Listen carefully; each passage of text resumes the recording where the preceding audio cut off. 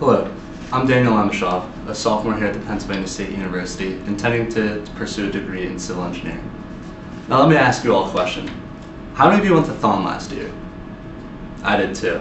And if you're like me, one of the things that absolutely astounded you was the amount of people that came out all for one cause, to fight pediatric cancer. Now how many people were there, numbers-wise?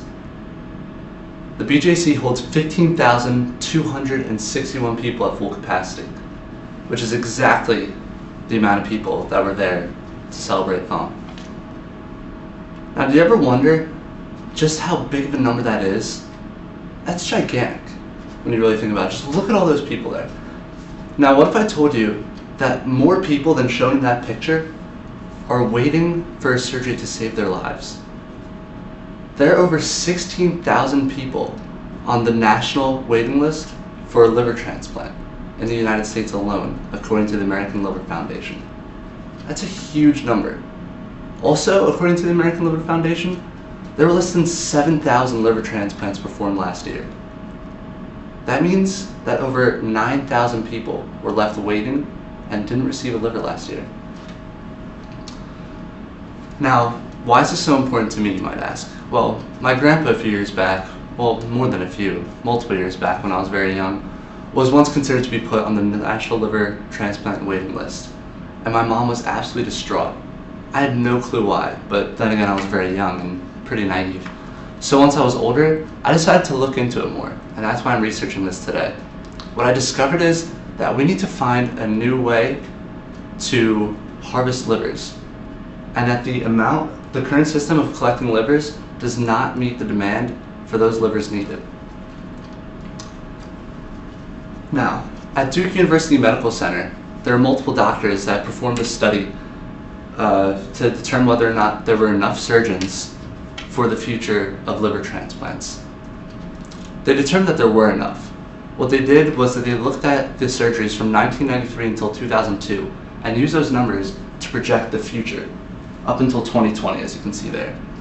As you see here, for 2013, we are just under 7,000.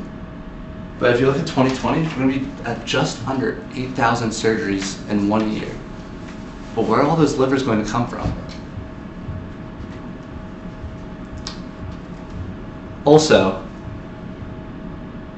at the U.S. Department of Health and Human Services, they keep record of all the number of people on the National Liver Transplant waiting list from 1988 until today.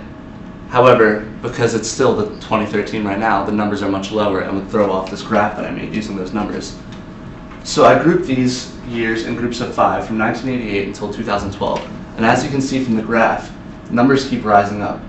Numbers from 1988 from 2012 have gone up more than 250%. That's absolutely incredible. That is way too many people waiting for a liver that don't have them. How many people,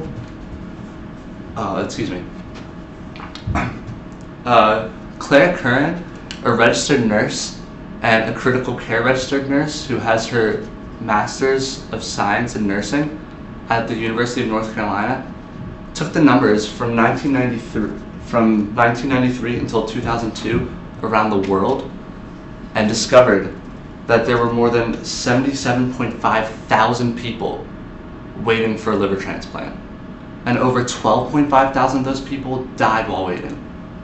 That's more than 16% that died while waiting for a liver in those years alone. How many people is that though? To put that in perspective, that's enough people to fill up Rec Hall twice. That is way too high. So to recap, there are way too many people that are waiting for a liver right now. And we must find new ways of harvesting livers in order for those people who need those livers to survive can live on. Thank you very much.